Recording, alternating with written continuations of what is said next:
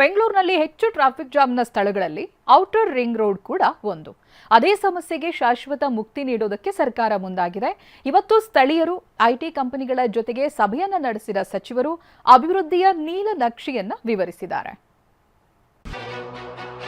Outer ring road ಸಮಸ್ಯೆ ಬಗೆಹರಿಸಲು ಸಭೆ. ಟ್ರಾಫಿಕ್ ಜಾಮ್ ಮುಕ್ತಿಗೆ 450 ಕೋಟಿ ಹಣ ಮೀಸಲು.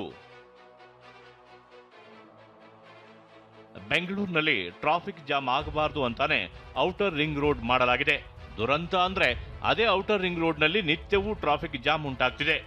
ನಗರಕ್ಕೆ ಆರ್ಥಿಕವಾಗಿ ಶಕ್ತಿ ಕೊಡೋ ಕಂಪನಿಗಳು ಇದೇ ರಸ್ತೆಯಲ್ಲಿದ್ದು ನಿತ್ಯ ಲಕ್ಷಾಂತರ ಜನ ಸಂಕಷ್ಟ ಎದುರಿಸುತ್ತಿದ್ದಾರೆ.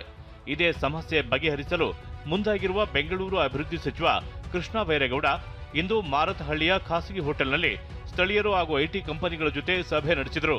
ಇದೇ ಸಭೆಯಲ್ಲಿ ಸಂಚಾರ ದಟ್ಟಣೆಯ ಬಗ್ಗೆ ಹೆಚ್ಚು ಚರ್ಚೆಯಾಗಿದ್ದು 450 ಕೋಟಿ ವೆಚ್ಚದಲ್ಲಿ ರಸ್ತೆ ಅಭಿವೃದ್ಧಿ ಪಡಿಸುತ್ತೇವೆ ಅಂತ ಸಚಿವರು ಹೇಳಿದ್ದಾರೆ. ಅಷ್ಟಕ್ಕೂ ಜಯನಗರದಂತ ಹಳೆಯ ಭಾಗದಲ್ಲಿ 100 ಎಕರೆ ಲೇಔಟ್ಗೆ 23 ಎಕರೆಯನ್ನ ರಸ್ತೆಗೆ ಬಿಡಲಾಗಿದೆ. ಹೀಗಾಗಿ ಅಲ್ಲಿ ವಿಶಾಲ ರಸ್ತೆಗಳಿವೆ. ಆದರೆ ಹೊಸ ಲೇಔಟ್ನಲ್ಲಿ 100 ಎಕರೆಗೆ ಜಸ್ಟ್ 8 ಕಿಲೋಮೀಟರ್ ರಸ್ತೆ ಇದೆ. ಇದೇ ಕಾರಣಕ್ಕೆ ಟ್ರಾಫಿಕ್ ಜಾಮ್ ಹೆಚ್ಚಾಗ್ತಿದೆ ಅನ್ನೋದನ್ನ ಸಚಿವರು ಒಪ್ಪಿಕೊಂಡಿದ್ದಾರೆ.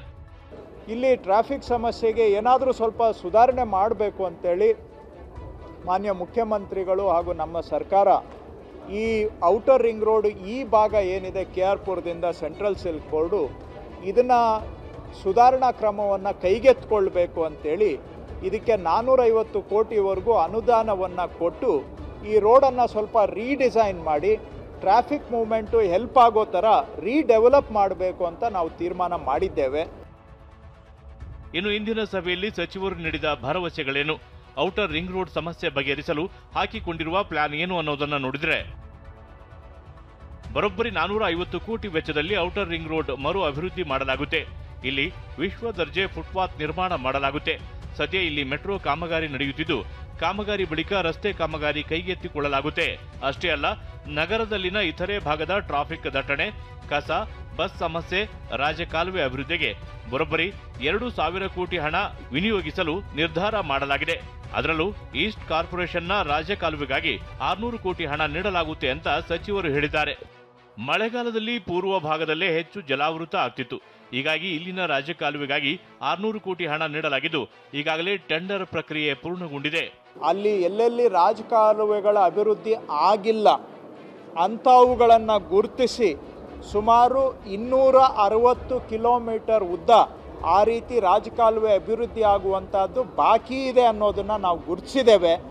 ಅದಕ್ಕೆ ಸುಮಾರು 2,000 ಕೋಟಿ ರೂಪಾಯಿ ಅನುದಾನವನ್ನು ಹಾಕಿ ಬಾಕಿ ಇರುವಂಥ 260 ಕಿಲೋಮೀಟರ್ ರಾಜಕಾಲುವೆ ಅಭಿವೃದ್ಧಿಯನ್ನು ಸಹ ನಾವು ಕೈಗೊಳ್ತಾ ಇದ್ದೇವೆ. ಔಟರ್ ರಿಂಗ್ ರೋಡ್ ಭಾಗದಲ್ಲಿರುವ ಸಮಸ್ಯೆಗಳಿಗೆ ಶಾಶ್ವತ ಮುಕ್ತಿ ನೀಡಲು ಸಚಿವರು ಪ್ಲಾನ್ ಮಾಡಿದ್ದಾರೆ. ಆದಷ್ಟು ಬೇಗ ಸಚಿವರ ಭರವಸೆಗಳು ಕಾರ್ಯರೂಪಕ್ಕೆ ಬಂದು ಸಮಸ್ಯೆ ಬಗೆಹರಿಯಬೇಕಿದೆ. ಅರುಣ್ ಕುಮಾರ್, TV9 ಬೆಂಗಳೂರು.